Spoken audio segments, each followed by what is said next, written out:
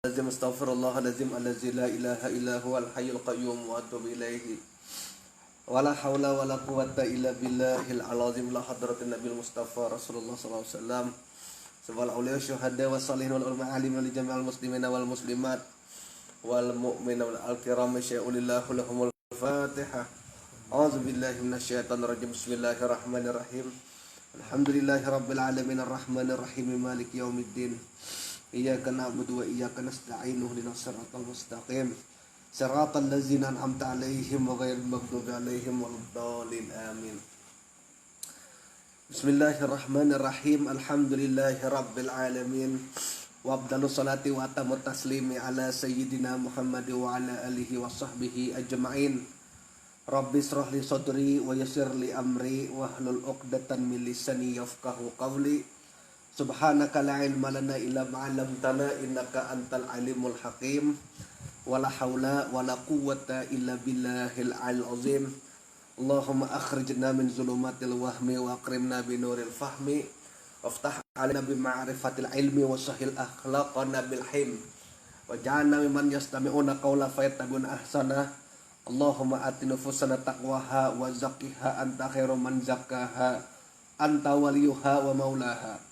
Allahumma arinal haqqa haqqa warzuqna ittiba'ah wa arinal batila batila warzuqna jatinabah. Allahumma anfa'na bima 'allamtana wa 'allimna ma yanfa'una wa zidna huda amma ba'd. Alhamdulillah, pada malam hari ini kita dapat berkumpul di tempat yang mulia ini dalam rangka pengajian rutin kita di Majelis Ta'lim Riyadhul Jannah. Mudah-mudahan dengan perkumpulan kita dosa-dosa kita diampuni Allah Ta'ala, dosa-dosa guru yang melajari kita diampuni Allah Ta'ala, dosa-dosa keluarga kita, orang tua kita, tetangga kita diampuni Allah Ta'ala, dikabulkan hajat kita dan mereka semua, baik itu hajat dunia ataupun hajat akhirat.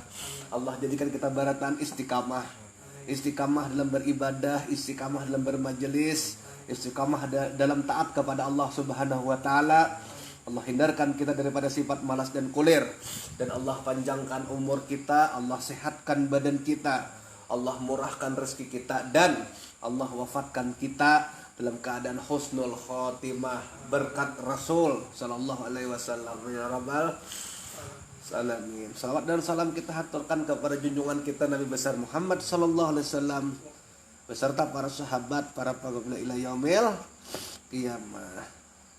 Qala al-mu'allif rahimahullahu ta'ala wa nafa'ana bihi wa bi ulumi fid dharain amin ya rabbal alamin. Kita masuk kepada mukadimah. Jadi kitab Asrarus Shalah. Jadi ngaran kitab ini Asrarus Shalah. Nah, kita harus memahami dulu judul kitab. Ya, kalau dari judul kitab itu kita pahami, lalu dengan kita memahami judul kitab, kita bisa mengira dan memprediksi kira-kira apa yang hendak dijelaskan oleh kitab itu. Jadi kitab itu bernama Asrarus Salat. Ya kalau Asrarus Salat ini judul kitabnya. Asraru ini jamak, kalimat jamak daripada sir.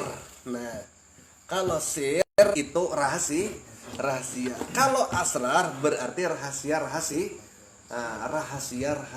sembahyang. Jadi kalau sir itu mufrad, sir itu single, ya kalau asrar pro, kali aku nyambat gitu, kalau puntal artinya jamaknya. Ya kalau sir ini tunggal, kalau asrar ini jamak.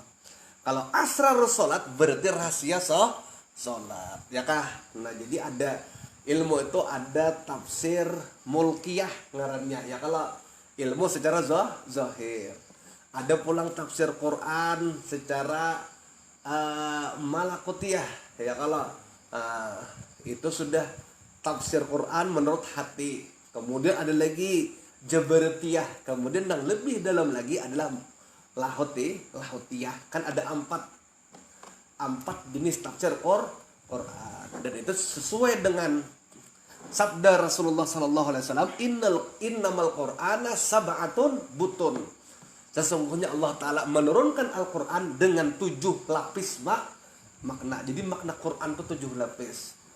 dua jenis daripada tafsir mulkiyah, ya kah? Ini tafsir Quran secara syariat, ya kalau kemudian dua jenis daripada tafsir malakutiyah, yang kedua malakutiyah, dua jenis daripada tafsir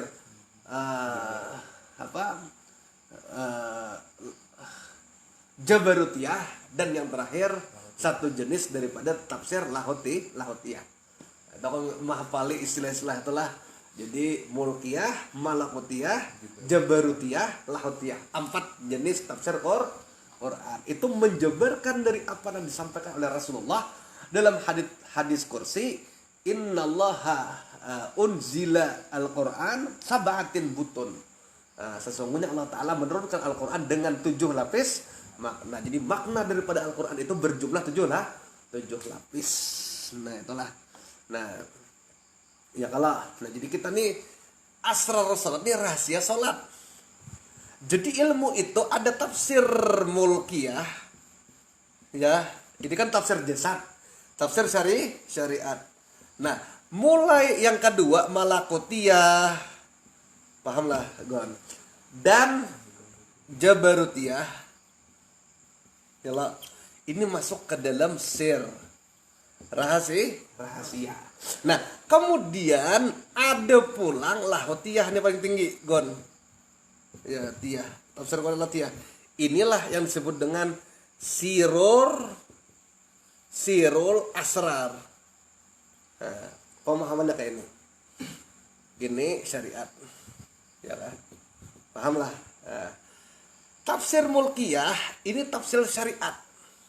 Syariat ini sesuatu yang nampak, ya kalau karena syariat itu mengatur batang tubuh kita ini nampak atau kada? Nampak.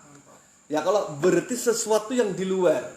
Istilah buah itu kulitnya, ya kah? Nah kemudian tafsir malakutiyah dan jabarutiyah ini sudah dalamnya batin kita, ya kah?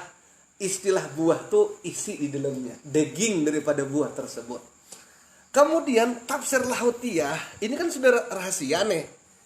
Ya kalau malakutiyah dan jabarutiyah ini sudah rahasia, sudah masuk kepada sir. Oke gon. Tapi lahutiyah ini rahasianya rahasia pulang. Paham gak kok? Nah, maka disebutkan siror asrar, rahasianya rahasia. Nah ini kayaknya nih kita belum menyentuh sini masih kayak kalau kitab Darun Nafis bercerita tentang rahasia. Jadi ada zahir, ada rahasia, ada pula yang paling tinggi rahasianya, rahasianya ini pulang. Rahasia zahir ini kan ini rahasianya. Nih ini pulang ada rahasianya ya ini kan, paham lah kon? Paham lah kok? Maka setelah kita belajar kitab ini, kitab Asrar Rasul, kita melanjut kepada kitab Sirur Asrar daripada Syekh Abdul Qadir Al-Jilani, maka kita membahas rahasianya rahasia. Kan sudah rahasia pulang. 2 kali lipat berlepis. Kan kok. Wah. Inna nazalna Quran sab'atun butun. Sesungguhnya kami telah menurunkan Al-Quran dengan 7 lapis makna. Selama ini kita masih dengan makna yang pertama. Waktu belajaran Darun Nafis semalam, makna kedua dan ketiga. Nah sekarang setelah ini tamat, kita akan masuk kepada konsep tafsir lahutiyah. Itu makna yang keempat. Bahkan ada orang mengakai ini dasarkan ada orang.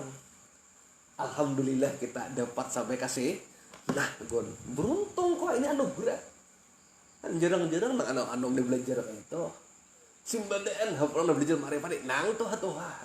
Saya hendak ilmu marifat ini unggul. Nang tuh hanya hari ini panjerakan keluar adik lagi aku. Maka ini hanya aku ingin mendobrak doktrin selama ini. Aku harus setuju dengan doktrin.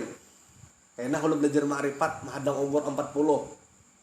Aku kan setuju. Pertama, amun sampai. Nang kedua, amun sudah Tuhan ini utak nih kalau lagi berpikir konslet deh. Lali, ya kan. Jadi imbahnya ilmu ma'rifat ini nang 40, nang 50, nang 60. Nang sudah nang sudah betuk-betuk, mau balsam.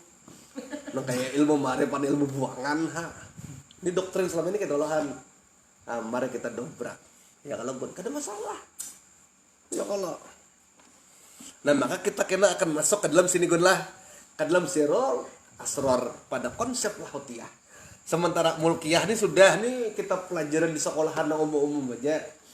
Ya kalau tanpa kita tanpa kita merendahkan ilmu itu kada. Nah, cuman itulah tahapan belajar ilmu ya kalau. Nah, alhamdulillah kita sudah sifat 20, sudah belajaran Darun Nafis, berarti sudah sampai pada malakutiyah dan jabarutiyah. Tinggal kita melangkah pada tahap terakhir, yaitu sampai kepada tafsir lahutiyah. Tapi ini belum lagi, sabar. Wasbir innallaha ma'as-sabirin. Bersabarlah. Karena sesungguhnya Allah beserta orang yang sabar. Karena kau langsung gunai. Ya kalau masa langsung aljabar, tambahan pengalian langsung aljabar. Paham? Oke, paham kok sini kok. Nah, dah. Inilah yang akan kita pelajari kena. Jadi itulah gunai. Ya kah gon, jadi semakin bertingkat, semakin ramai. Jadi walaupun kita berbalik ke syariat, jangan juga dianggap remeh kowe, karena kita akan melihat di sebalik syariat itu apa hakikat di balik itu. Ya kalau nah karena kita sudah paham dah asyariatun bila hakikatun atilatun. Ya kalau bila syariat tanpa disertai dengan hakikat hampa, tapi pulang wal hakikatun bila syariatun zindik. Ya kalau hakikat malulu sampai mengabaikan syariat, maka itu adalah orang zindik. Apa definisi zindik? Orang itu secara zahir Islam, tapi di sisi Allah Ta'ala keislamannya kada diakui. Dah, paham lah kalau. Nah, kita mulai membaca kitabnya. Bismillahirrahmanirrahim. Alhamdulillahirabbil alamin. Wassalatu wassalamu ala sayyidil mursalin sayyidina Muhammad wa ala alihi wa sahbihi ajma'in, amma ba'd. Kan dapang amma ba'd gitu. Kenapa kau menambahi amma ba'd? Kenapa nah? Karena di paragraf pertama itu ada tulisan adapun kemudian daripada itu. Nah, amma ba'du itu nah. Amma ba'du itu artinya adapun kemudian daripada itu. Nah itu ama ba'du ya kalah. Kadang-kadang menyambat ama ba'du.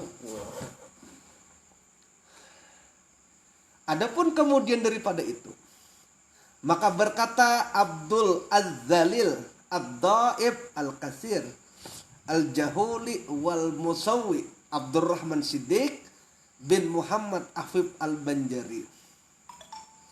Afa'anhu rabbuhu al-bari, yakni hamba yang amat hina lagi dhaif, yang banyak bebal kesalahan, yaitu Abdurrahman Siddiq bin Muhammad Afif Al-Banjari, memaafkan daripada Tuhannya yang menjadikan yang alam. Bayangkan wahai Syekh Abdurrahman Siddiq yang sudah jadi wali mengaku sidin itu bebal. Ayo, nang banyak dosa, nang jahil, yang bebal. Ya kalau tiba-tiba ada yang hanya paham satu hadis waqulud dolatin finar, sudah merasa jadi wali kutub paling suci, dijamin ke surga. Itu kan aneh kok. Ya Allah, amunnya kayak Syekh Abdurrahman Siddiq aja sangat doib, bebal, banyak kesalahan, mengaku itu banyak kesalahan. Lalu kayak kita ini apa? Hantunya bebal ya Allah ada. Jadi kita ini apa ada ya Allah walau wara pairwanai. Ini kumpulan pembuahan walau tapi punya banyak. Ini sedikit lebih pada 20 dia punya Tuhan insyaallah. Nah, itu filosofinya. Banyak nang sedikit berkumpul dengan banyak sedikit. Banyak sedikit berkumpul dengan banyak sedikit. Semakin banyak sampai lebih pada 20 hilang najisnya kok ai. Ya kalau bisa baju itu digunakan untuk bersuci, ya berwudu, mandi wajib, taharah dan sebagainya untuk bersuci. Nah itu kita pelan-pelannya mengajinya. Jadi kalau beliau itu sudah mengaku hamba yang lemah dan dhaif, Kenapa kita manusia nang entahlah wali kada wali rambanya di mana walau iya mengaku paling suci, paling sok dijamin sebagai ahli surga dapat 70 bidadari. Ya, itulah itu kada sehatnya otak kita ya kalau sana. Sidin mengarang kitab. Ya kalau napa aja Sidin? Lamma ra'aitu minad dalili anna salatu imaduddin wa afdalu ta'ati wa ahbatu an. Nah, ini tahalang layarnya Pak. Bebetik-betik dah. Anti kurisnya. Lamma ra'aitu minad dalili as-salatu imaduddin wa afdalu ta'atun wa ahbabtu an nazkurul kaifiyataha zahiran wal batinan fi hadhihi tarjamati liyakuna tazkirati li wal amsali minal ikhwani wazakhini li walahum fi daril aman. Mana aku lihat daripada beberapa dalil bahwa as-salatu imaduddin, bahwa sebenarnya itu dari tiang agama dan terlebih abdul daripada segala taat. Paling abdul taat itu adalah sembahyang. Tapi guna pertanyaannya, sembahyang nang kayak apa nang paling abdul segala taat? Sembahyang nang ada isinya. Bukan asal sembahyang Allahu Akbar Bismillahirrahmanirrahim. Ikam sembahyang Bapak menyembah Allah ya. Allah tuh apa? Emangnya nyembah Allah tuh Bang? Nah, bukan itu. Taat kepada Allah itu wajib secara zahir dan batin. Kalau kita sembahyang, puasa, zakat, haji itu taat zahir aja. Taat batinnya mana? Ya kalau kok. Nah, kita ini kan kadang-kadang terlepas dalam hal-hal yang terkait dengan batin. Kita nih banyak, makanya dalam bab-bab awal dalam kitab Darun Nafis. Apa ujar Syekh Nafis? Banyak orang sekarang itu hanya terfokus pada memperbaiki zahir saja. Cara sembahyang nang bujur itu bagus, cuman hanya itu aja. Bacaan nang baik, bacaan nang fase. Ya kalau puasa nang bujur, apalagi gun zakat nang bujur. Ya kalau lah, ya bujur ya itu memang baik itu nah. Cuman banyak orang nang hanya sebatas di situ. Paham ya? Kalau hanya sebatas lah apa ngarannya memperhatikan ibadah-ibadah yang sifatnya zahir tanpa memperhatikan ibadah batin.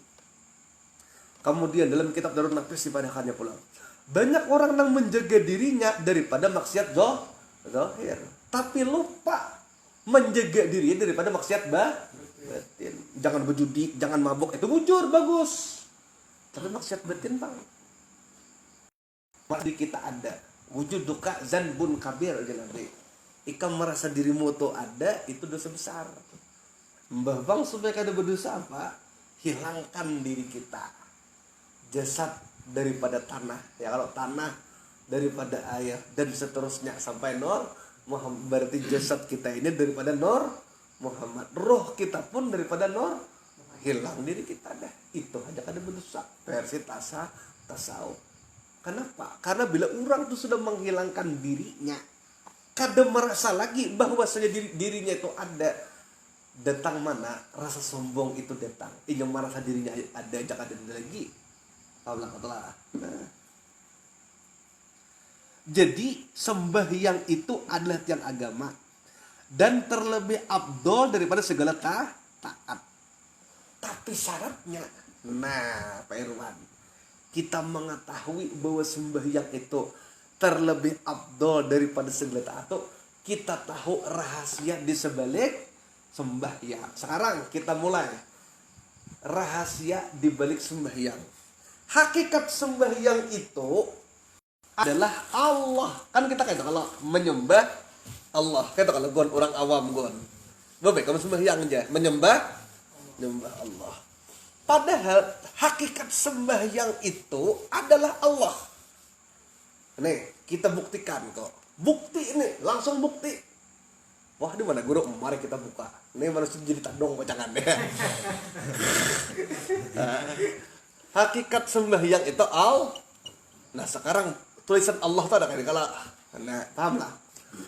Alif lam lam ha ada tasydid. Ini tasydidnya kala. Jadi alif lam awal ya kala, lam akhir, ha hanya ada tasydid. Ini tulisan Allah. Setiap gerakan di dalam sembahyang itu mengandung rahasia Allah. Pertama, sembahyang dimulai dengan apa, Pak Irwan? Takbiratul ihram itulah yang disebut dengan tasydid. Allah. Kayak tasydid lah bentuknya. Takbiratul ihram ini adalah tasydid. Oke. Aku berdiri. Ya kalau Allah. Nah ini kayak apa nih bentuknya nih? Nah, tasydid kala. Takbiratul ihram tasydid. Tasydid inilah yang disebut dengan nur Muhammad. Katakan, nah tasydid. Hakikat tasydid ini nur Muhammad. Nang kedua, akbar berdiri kala. Berdiri inilah alif. Nah, jadi orang berdiri tegak itu alif. Wah, berdiri tegak. Oke, bisa membayangkan lo caget. Makanya berdiri tegak itu kadang-kadang tunduk sedikit ke bawah. Makanya ada sebagian Quran tuh nang alifnya ini nang ada berdiri di atas. Nah, karena kan bentuk kita saat kita bertunduk sedikit ke bawah, ini perlambang daripada sedikit berdiri itu di atas. Berdiri tegak itu adalah alif. Kemudian rokok, lam awal. Rokok kayak huruf lam. Walaupun kan Ahmad Muhammad rokok itu huruf H juga. Tapi boleh rokok ini diterjemahkan sebagai lam awal. Oke? Sujud. Lam akhir. Walaupun sujud itu kayak huruf mem, tapi bisa juga seperti huruf lam. Kemudian kok duduk tahiyat. Duduk tahiyat itu adalah hu-nya seperti itu. Kalau dibalikkan kita. Nah, jadi duduk tahiyat itu adalah hu. Orang tahiyat itu kayak bentuknya. Ini kalau gun lah. Nah, ini kan seperti hu ini nah. Nah, hu-nya itu. Jadi berdiri tasydid takbiratul ihram itu tasydidnya inilah nur Muhammad. Jadi ini guna disebut dengan nur Muhammad, ya kah? Alifnya ini nar, apa nar tuh? Api tak lurus kok.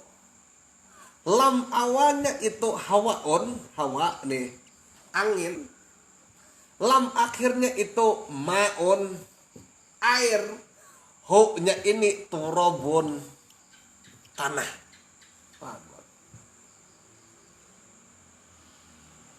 Paham Erwan? Pian paham kan Pak? Nah, Allah. Ini kayak tasydid kalau yang bentuk-bentuk ini paham aja kalau. Ini tasydid. Kemudian berdiri itu alif, kemudian rokok itu lam awal, sujud itu lam akhir, duduk tahiyat walaupun duduk tahiyat itu kayak dal juga karena kaitan dengan Muhammad. Tapi tahiyat itu sunnah tadi kita bentuknya itu memposisikan diri kita seperti bentuk hu. Nah jadi ini hu. Nah itu paham dah, bentuk Allah itu nyata pada gerakan sholat. Pertanyaannya, siapakah langsung yang kalau begitu Allah ya Allah. Nah kemudian Allah ini kan ada tasydid, ada alif, ada lam, ada ha. Ya kalau tasydid ini nur Muhammad maksudnya tasydidnya nih. Perlambang nur. Nah, alifnya ini nar, api. Kenapa? Karena api itu kan lurus. Ya kalau kamu pancis pasti nya ke atas api itu. Lilin dinyalain pasti ke atas api itu. Kemudian lam awal, apa lam awal? Hawaun. Hawanya artinya angin. bahasa Arab. Bahasa Indonesia hawa itu karena pergerakan angin itu kayak terkenal melengkung lah. Ya kalau kita lihat di peta angin musim timur tuh aja mulai situ. Coba kalau salah kalau udah di atlas bahari, bilanya tanggal sekian sampai sekian angin musim timur, berarti itu bertiup daripada Samudra Pasifik menuju Australia. Nah, memang pergerakan angin tuh kayak itu. Makanya dalam teori geografi ini angin. Ya kalau bila ada gedung, ya kalau angin nabrak gedung, nah kemana anginnya? Ke atas ke bawah kah? Terbagi kalah. Nah, jadinya melengkung lah, salam. Ya kalau atau sebagian bisa ke atas juga lah kalau. Intinya lam ini ke sini lam, ini ke sini lam, ini ke sini lam, ini ke bawah pun lam. Maka sifat angin tuh lam. Oke kak? Begitu pula lah air.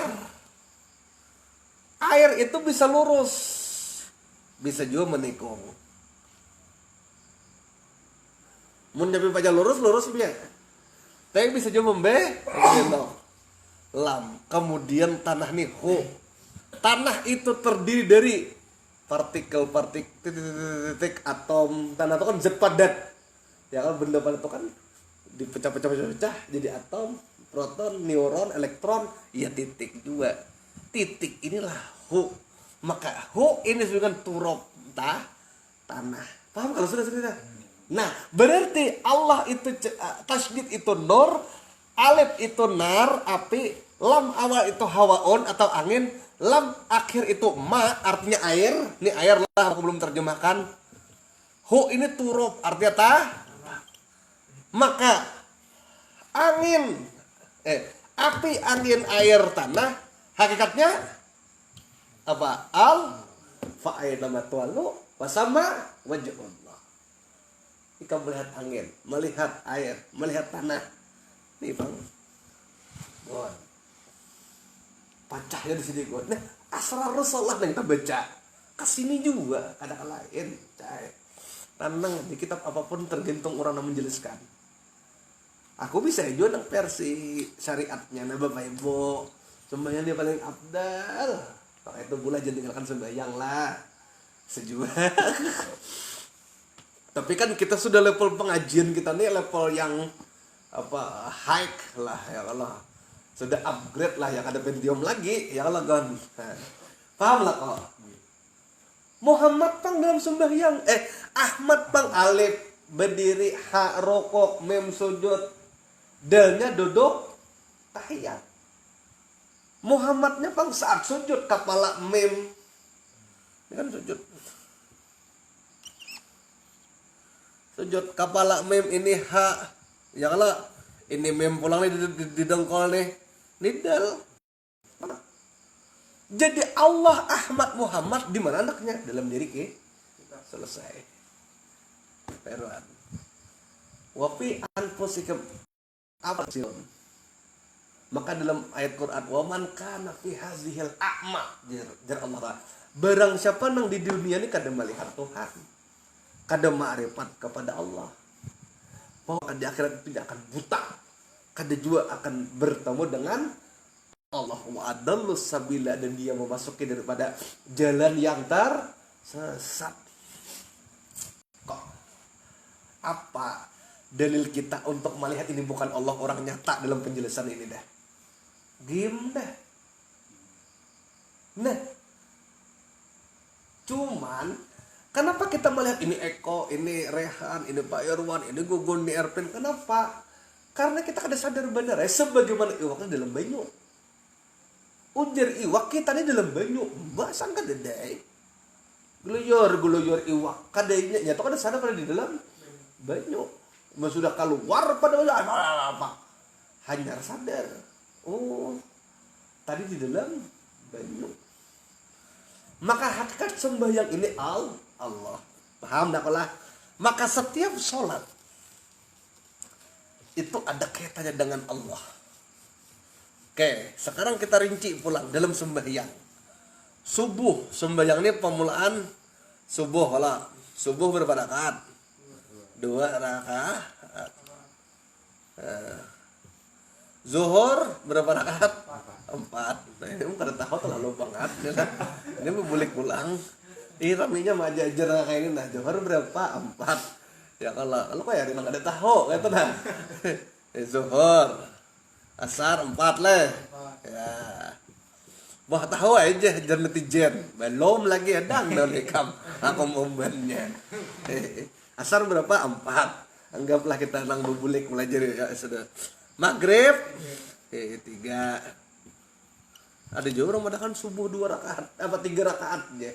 Bila hari Jumat itu lain saja deh pintar lain. Isya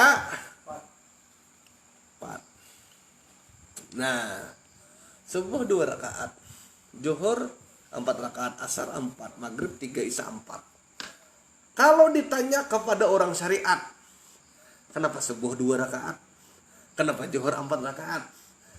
Kenapa asar 4 rakaat? Kenapa maghrib 3? Kenapa isya 4 rakaat? Mau ditakoni ke orang fikih, apa jawaban orang fikih? Karena Tuhan menyuruh itu. Kalau dijawab takon, ya kenapa harus 2 kayak itu nah? Kenapa bang kada subuh tuh 6 rakaat lah? Zuhur tuh kan orang sibuk. Ya kalau 2 rakaat lah. Menurut orang fikih kenapa? Itu ta'abudi. Ta'abudi itu perintah Tuhan kepada makhluk yang memang sudah kayak itu tanpa kamu tanya-tanya lagi. Kita kada tahu hikmah di sebalik itu apa. Pokoknya bila Tuhan menyuruh 2 rakaat tuh bang sudah. Itu orang fikih. Fikih akan menyambat bahwa itu adalah hal-hal yang bersifat ta'abudi istilahnya. Sama kayak misalkan dijilat anjing. Ya kalau kenapa harus dibasuh 7 kali? Mun sekarang misalkan ada semacam deterjen pembersih yang kada sampai 7 kali, 2 kali pun bersih dah, atau 3 kali basuh pun bersih dah, ditemukan ya kah? Apakah menggugurkan kewajiban 7 kali? Sepakat ulama mengatakan tidak, tetap wajib 7 kali. Kenapa gara harus 7? Ya karena Tuhan nyuruh itu. Ya kenapa? Jangan banyak takon Bani Israel deh. Lalu kayak itu Tapi pertanyaannya, apakah kita puas dengan jawaban itu? Kada puas kalau kok itu banget jawaban. Nah, maka di sini kita harus melihat sejarah. Siapa yang menggawi daripada masing-masing sembahyang ini? Nah, sekarang aku buka catatan sini. Sebelum kita masuk ke sini malam ini pemanasan dulu kita. Wah, bisa kata becak gini jam 9 lah sini pulang. Ya. Salat subuh itu digawe oleh Nabi Adam nih, sudah kita baca manakib semalam. Yalah. Nah, Nabi yang menggawe daripada sembahyang subuh itu adalah Nabi Adam. Kenapa jadi 2 rakaat? Karena manusia itu asalnya kadada. Kemudian setelah Nabi Adam diciptakan, barulah Nabi Adam itu menjadi cikal bakal manusia itu asal kadada menjadi ada. Maka nikmat itu ada 2 macam. Pertama, ada nikmatul ijad ngarannya. Ada nikmatul ijad istilahnya. Ini harus tahu nih. Ini istilah tasawuf lah. Mun kita ngaji tasawuf karena tahu istilah-istilah ini. Ini dasar gunanya. Nikmatul ijad itu ini adalah satu nikmat. Kita nang asalnya tidak ada menjadi ada. Itu nikmatul ijad ngarannya. Paham lah kok? Nikmatul ijad inilah nikmat kita diadakan. Nah, ini nikmatul ijad. Nah, kayak dosen, dia mesti singkat kayak dosen. Don kan kayak guru nang marinci itu katanya gunakan. Cocok aja ngajar di kita nih majelis tinggi ya kalau anak perguruan tinggi kerja diktinya ya kalau. Jadi nikmat yang pertama yang diterima oleh setiap manusia adalah nikmatul ijad ngarannya. Nikmatul ijad istilahnya. Nikmatul ijad itu adalah nikmat nang asalnya kita ni kadada diciptakan menjadi ada. Itulah nikmatul ijad. Nah, yang kedua ada nikmatul imdad. Nah, ini apa? Ini nikmat yang datang kemudian. Apa itu nikmat datang kemudian? Nikmat sehat. Imbah kita sudah ada, hanyar diberi sehat, nikmat rezeki, banyak harta, berlimpah ruah, duit nyaman. Itu nikmatul imdad, nikmat yang mendatang setelah nikmatul ijad. Oke, Rehan? Apa ngarannya, bisi rumah, makan nyaman, apalagi makan rawon, makan mandai, nyaman banget mandai bercacapan. Nikmat. Kalau Pak Irwan masing-masing gimana gitu. Ini ngaran nikmatul imdad, nikmat yang datang kemudian setelah nikmatul ijad. Nah, Nabi Adam ini Allah ciptakan, asalnya manusia kadeda, lalu diciptakan Nabi Adam menjadi ada. Nikmat itulah yang disebut dengan nikmatul ijad, yang asalnya kita kadeda menjadi ada. Adam ini terdiri dari dua unsur. Apa semalam tuh ada jasad, ada roh. Roh ini jiwa, ya kalau jasad ini raga, ya kah?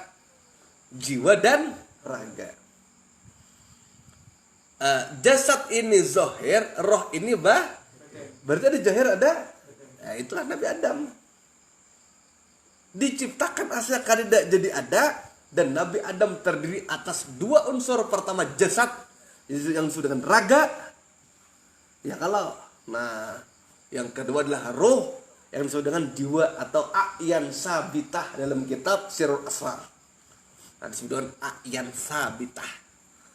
Maka subuh 2 rakaat ini mensyukuri diri kita, jasad dan roh. Rakaat pertama mensyukuri jasad, rakaat kedua mensyukuri roh. Makanya doa kunut di rakaat kedua, karena roh itu lebih afdal daripada jasad. Roh itu lebih kekal daripada jasad. Nah itu berwarna ya kan.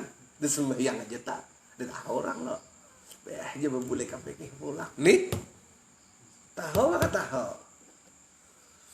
Nah, maka itulah jadi subuh itu 2 rakaat. Ya kah? Nah, paham tuh mas ini. Jadi jasad roh. Maka subuh rakaat pertama tuh andaknya jasad.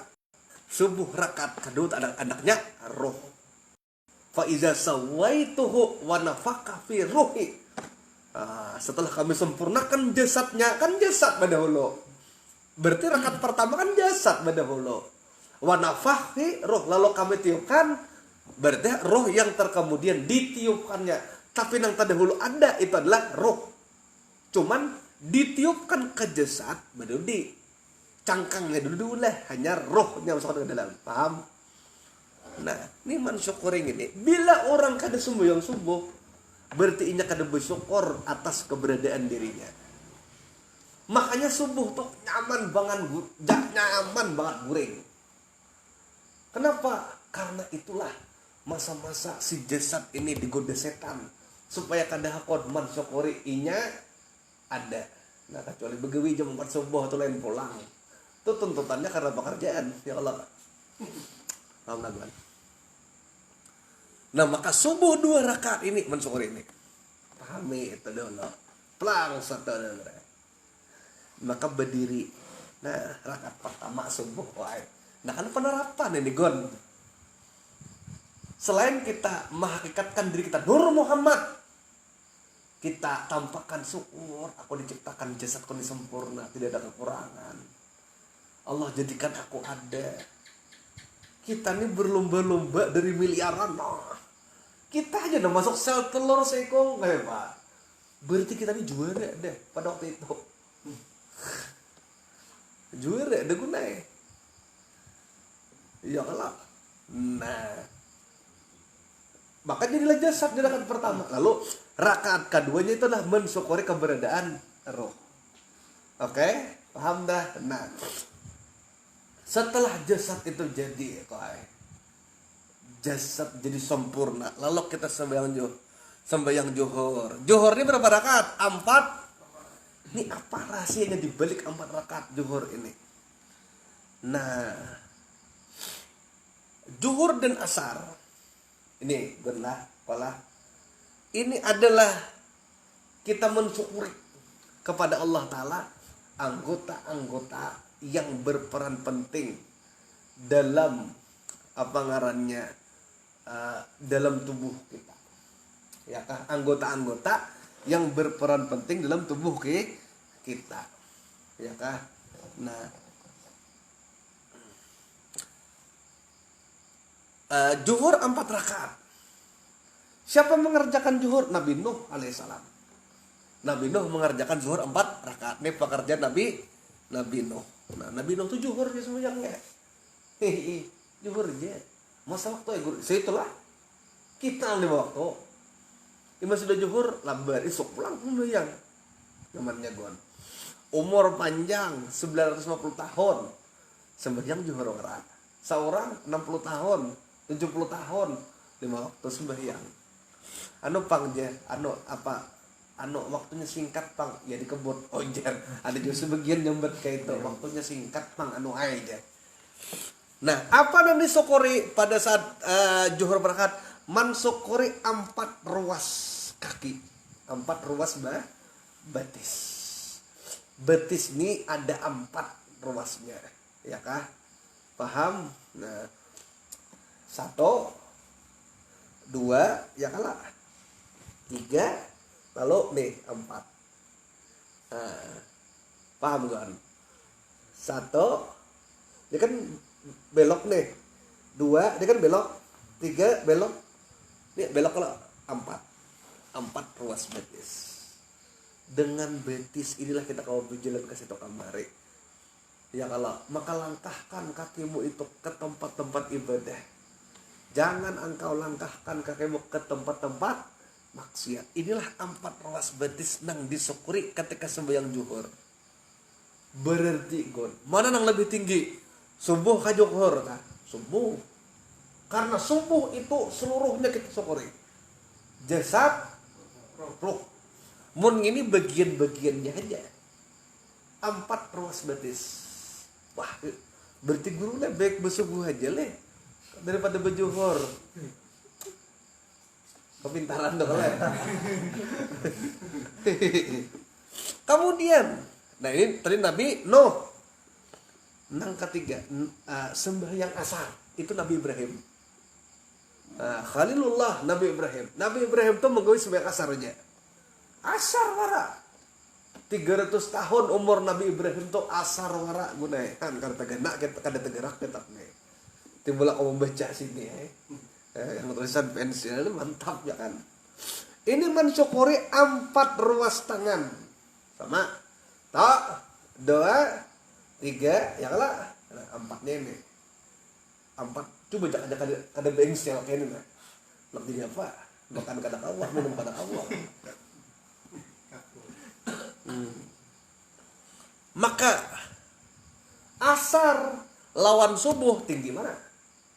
Subuh. Asar lawan zuhur bang. Abdal mana tangan non batis? Abdal tak?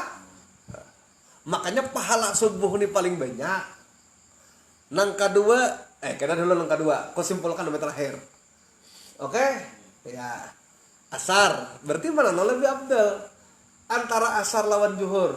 Abdar, asar. Tapi tetap kalimatnya digawi.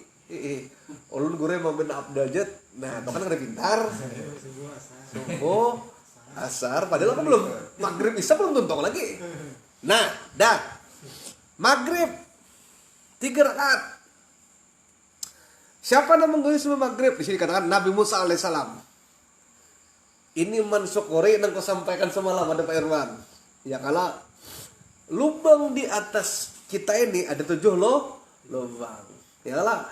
1, 2, 3, 4, 5, 6, 7. Yalah, Perwan. 7 lubang. Maghrib 3 rakaat.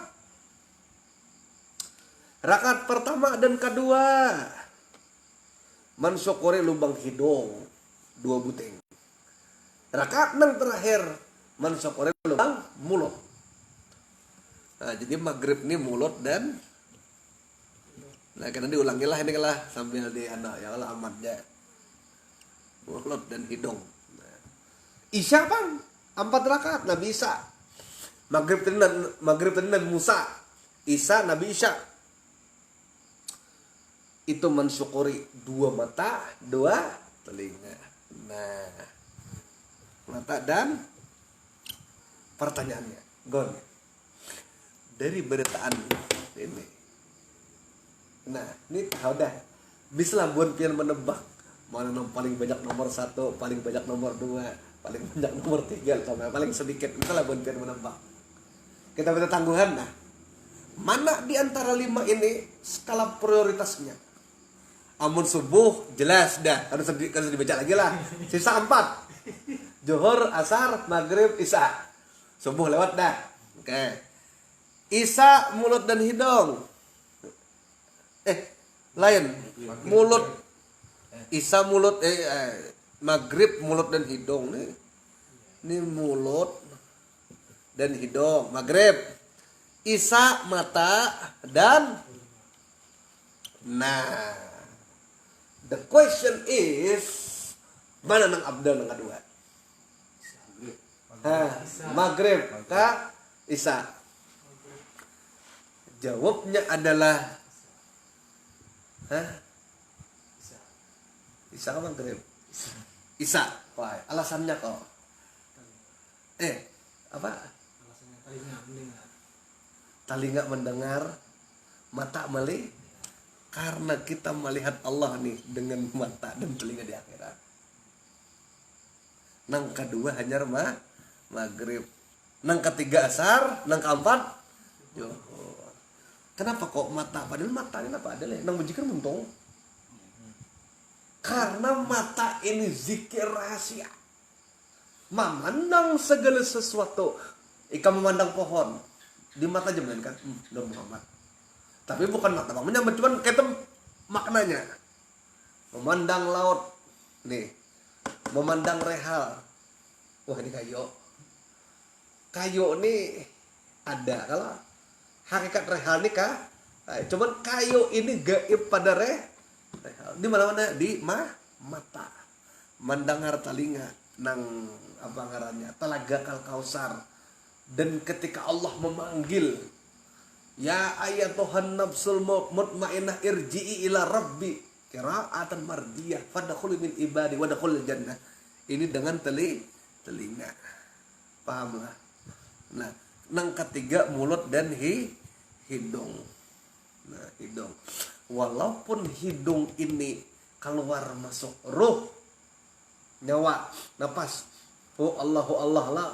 Tapi itu barang siapa nang kade ingat bahwa keluar masuk napas itu adalah merupakan zikrullah, maka orang itu lebih hina daripada binatang. Jadi tetap harus memerankan mata dan telinga. Mata inilah yang disebut dengan ilmu qaai dalam tasawuf hakikatnya. Makanya disebutkan man akhraja nafasin bi ghairi bi zikrillah fahuwa mutu. Barang siapa yang keluar masuk napas tanpa keluar masuk napasnya itu dimaksudkan untuk berzikir kepada Allah, maka orang itu mati. Walaupun ia hidup, tapi hakikatnya itu mati, tidak diakui kehidupannya. Nah itu kayak marahan netizen bingung lihat-akan ya situ. Wah apa juga aja kami bawa komor kan kita. Ya kalau Irwan di urusan. Nah ini paham. Jadi nang paling banyak subuh, nang kedua isya, nang ketiga maghrib, nang keempat namanya sedikit. Nah itu. Tapi tetap aja digawi kalimatnya. Ulun guru subuh lon isya aja. Karena subuh lon isya itu malam keduanya di hari kadap atau 2 kutub toh. Ya kah? Nah, kemudian zuhur dan asar di hari siang. Dah. Oke. Nah, kemudian kata sholat waqimus sholat itu disebut 5 waktu dalam Quran. Pas kalau catatan kau. Nah, nar hawa ma turab. Ngene gon aku udah mengajarkan apa nang kaji langsung. Gon. Nah, disinilah menentukan nilai pahala. Tapi orang makrifat kan lagi memandang pahala. Karena barang siapa yang memandang pahala, maka dia terhijab. Pahamlah. Hijabun akbar nafsaka biwujudika. Hijab yang paling besar ikam merasa dirimu itu Anda. Kalau kita merasa diri kita nih ada, lo berharap pahala, lo berharap surga. Coba diri kita aja kandidat nggak pernah diharap. Nah, itulah makrifat. Asraros sholat. Bila kita menghakikatkan itu kok hanya hasil sembahyang adalah yang terlebih abdol daripada segala dah sampai situ hanya kok Nah ini tergantung menjelaskan. Oke lanjutlah. Maka suka aku bahwa aku sebutkan akan kaifiatnya, tata caranya yang zahir dan yang batin. Jadi yang zahir itu fikih, yang batin itu bang tasawufnya, ma'rifatnya. Nah, bah, jadi tenang aja gue walaupun asal sholah. Kita kan aja boleh kepikir pulang ini apanya ini nih. Gitu tuh hanai bila sudah paham gitu kan nang alif ha yang Allah di dalam sembahyang nih pahalanya ganda, fadilahnya besar. Fadilah ini di luar lab aku nyampaikan. Ada rahasia di sini ya kalau ada kau ya kalaunya beda nang biar langsung aja ada yang aku sampaikan. Ya bukan memalar ilmu hanai. Karena senjata ini ya kadang sembarangan. Ya Allahan. Maka suka aku bahwa aku sebutkan akan kaifiatnya yang zahir dan yang batin dalam terjemah ini, supaya ia menjadi peringatan bagiku dan bagi yang seumpamaku daripada saudara, dan supaya menjadi pertaruhan bagiku dan bagi mereka itu di dalam negeri yang fidarul amin, di negeri yang aman. Maksudnya di negeri akhirat kena negeri yang aman. Wa yusammaituha tarjamatu asrarus-shalah min kutubiyal mu'tamadah. Ya kalau itu bahasa Arabnya, dan aku namai akan dia tarjamah as-shalah min kutubil mu'tamadah, yang artinya terjemah beberapa rahasia sembahyang yang diambil dari beberapa kitab yang mu'tamad. Nah, sekarang lanjut kita baca. Aku hendak nih kok sambat itu tuh umum diketahui tapi sebetulnya ada rahasianya nih. Ketahui olehmu bahwa sembahyang lima waktu itu fardu ain atas mukallaf. Tahuan bertanda akil balik. Tahu ya gue tenang. Belum lagi. Atau wali menyuruh kanak-kanak sembahyang tatkala umurnya 7 tahun. Wajib menyuruhnya sembahyang di saat 7 tahun. Dan wajib memukul dia apabila sampai 10 tahun. Dan wajib lagi menyuruh anak dan istri mereka di bawah kuasanya, dan jangan dibiarkan mereka itu kan sembahyang ujur. Firman Allah Ta'ala, inna salata kanat alal mu'mina kitaban mauquta. An-Nisa ayat 103, bahwa sembahyang itu adalah sekalian wajib dipardukan lagi diwaktukan. Maksudnya sembahyang itu diwajibkan Allah Ta'ala, waktunya sudah ditentukan. Kemudian sabda Nabi SAW, awwalu ma yuhasabu alaihil abdi yaumal qiyamah as-shalah fa inna wajidat tamatu kubilat wasairu amalihi wa in wajidat naqisatu ruddat wasair amali. Awal mula nang dihisap Allah Ta'ala dari kiamat itu adalah sembahyang. Bila sembahyang sempurna beratan amal. Bila kada sempurna ruddat amaluhu, tertolak amalnya. Ditahu lo beratan kon. Nah, ini penjelasan tafsir mulkiyahnya kayak itu. Oke. Mari kita masuk ke tafsir malakutiyah dan juga tafsir jabarutiyah. Oke, kita hapus ini sudah kalau dengan perpentangannya kayak ini wallahu alam. Nah, S2 kita nih ya kalau SD SMP. Nah, ini kita turun ke bawah dulu kok lah. Kenapa juga kalau gon ke bawah di atas tanah jol kita kaki. Ujar kita sudah tahu barat Anda. Bila ikan bisi anak jurang. Ya kalau bila bisi anak. Bila umur 7 tahun suruh sembah. Nak, sembahyang nak. Nah, ya kalau sembahyang. Bila 10 tahun kada mau sembahyang juga nih. Tapi jangan jadi pokok kalau goblok kamu tuh aja bojoran anak lah.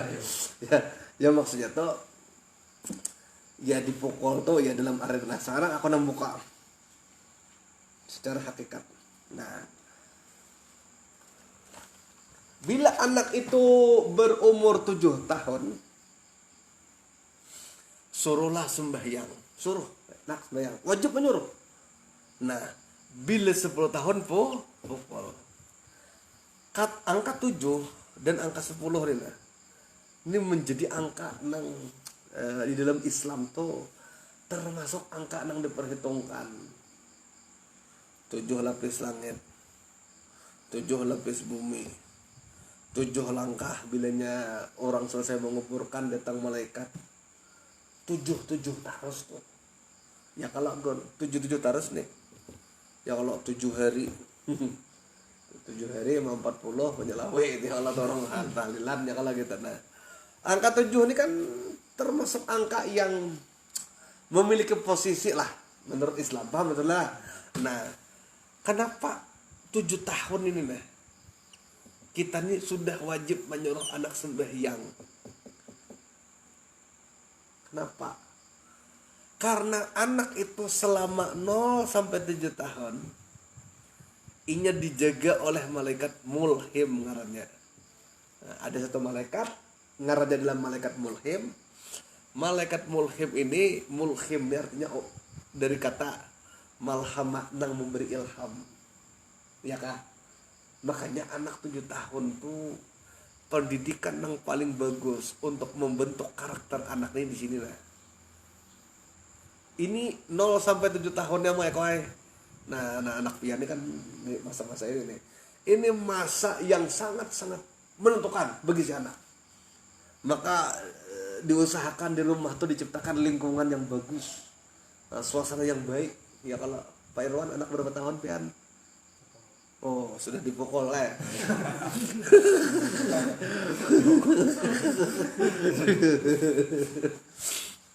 Nah, kenapa ini hanya disuruh aja kok? Kada dipukul. Karena ini si anak itu sudah dibantu oleh malaikat mulhim. Kalau kita mengkondisikan suasana yang baik dalam lingkungan rumah, suasana ketaatan, ya kalau bukan suasana membangkang ya kalau, nah paham mas, ya, rumah orang nang abah umpamanya kada sembahyang, karena malam ini ya Allah sore nyetel musik kan mengganggu orang tuh suasana pembangkang tuh akhirnya mempengaruhi anak. Ya kalau, nah kemudian si anak itu dibimbing oleh malaikat mulhim. Makanya selama 0 sampai 7 tahun ini kan masa belum balik. Kalaupun ini melakukan salah, tidak dihitung dosa. Ya kah? Ya kah? Nah, karena itu di masa-masa inilah jaka bahasa orang itu masa nang menentukan dalam pembentukan karakter anak. Wah, belajar tak. Nah, tapi bila lewat pada 7 tahun ini kada kawal lagi dah lembut. Apalagi 10 tahun. Ini harus lebih keras. Kenapa? Karena malaikat mulhim kada menjaga lagi sudah. Makanya biasanya kalau 8, 9, 10 itu sudah mulai berdusta anak tuh. Sudah mengerti makal. Lekole. Itu tuh. Ini kan dijaga lagi. Umur 7 tahun ada duit 100.000. Mana duit? Jen abah bongol. Cakep anaknya. Ingat jujur. Ini mah duit orang. Cuma banyak. Udah diam. Udah. Ya kalau wih tadi 40 tahun enggak mau bakal lah. Makanya 07 tahun ini kecenderungannya jujur kalau kok. Tapi bila sudah ini berdusta dah. Berdusta sini sudah kacau. Wah, selamat deh kam 8, 9, 10 umur 15 tahun juragan gajah harus. Gajah nang campur banyak lor ekstra. Paham lah kok. Makanya di masa 0 sampai 7 ini anak masih jujur. Anak masih kadem akal. Ya kalau.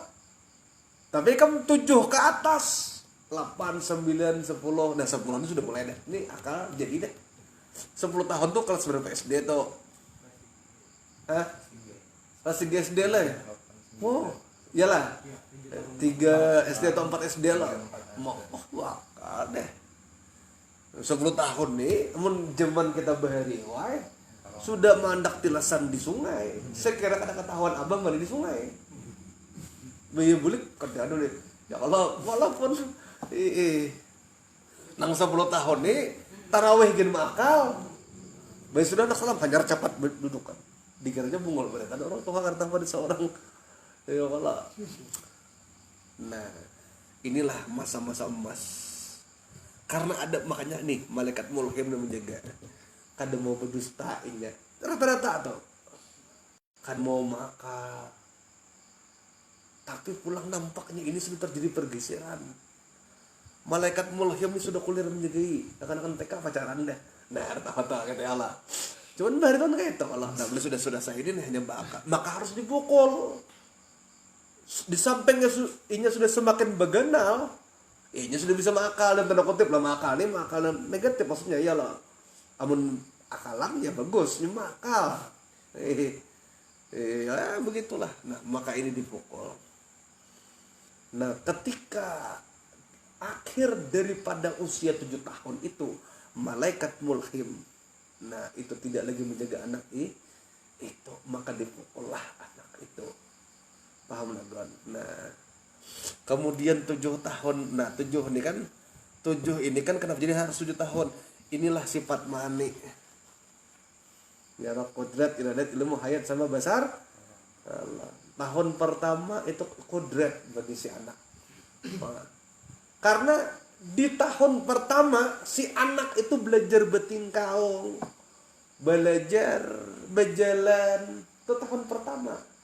Itu kudrat. Oke? Tahun kedua anak apa nak? Susu kah ini kah? Sudah mulai macam-macam tuh makanan deh. Ira. Tahun ketiga ilmu udah mulai belajar ini.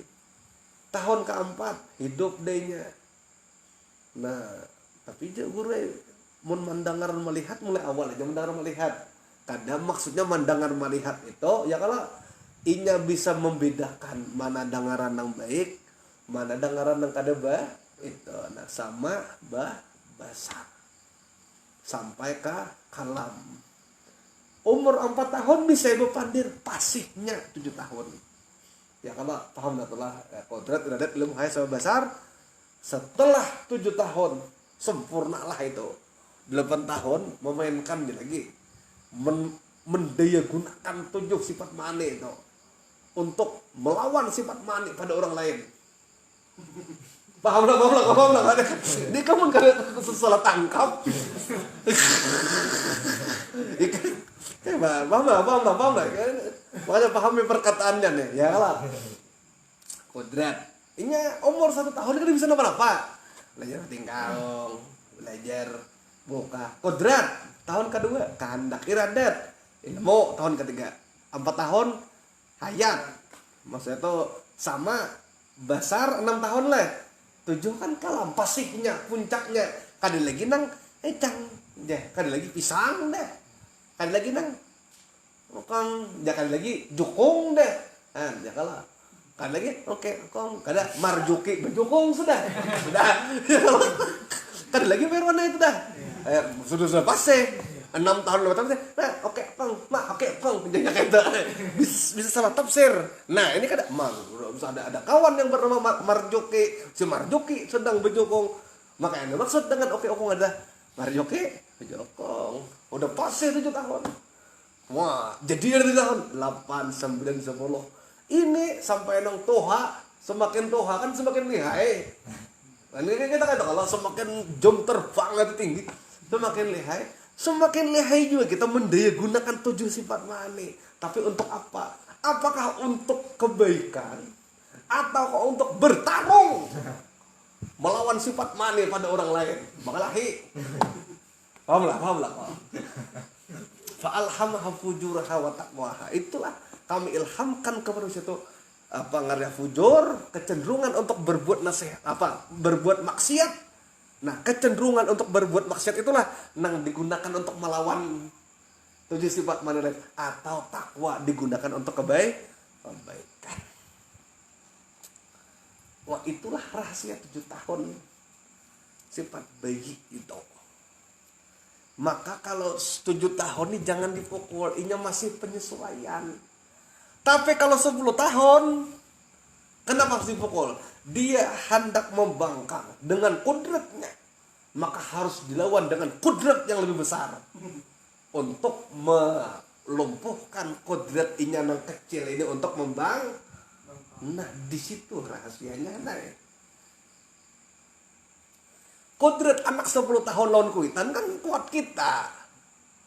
Lain anak selawe tahun itu bisa imbang, bisa kuatinya. Bisa 10 tahun maksudku. Bisa kuat kita lagi nah pada Abah. Ya Allah, bari. Nah. Pahamlah. Kudrat yang sagir dihentam dengan kudrat yang kabir. Itulah pengantar daripada kitab Asrar Shalah pada hari ini. Wah, dan berkah manfaatnya. Al-Fatihah. Alhamdulillahirabbil alamin.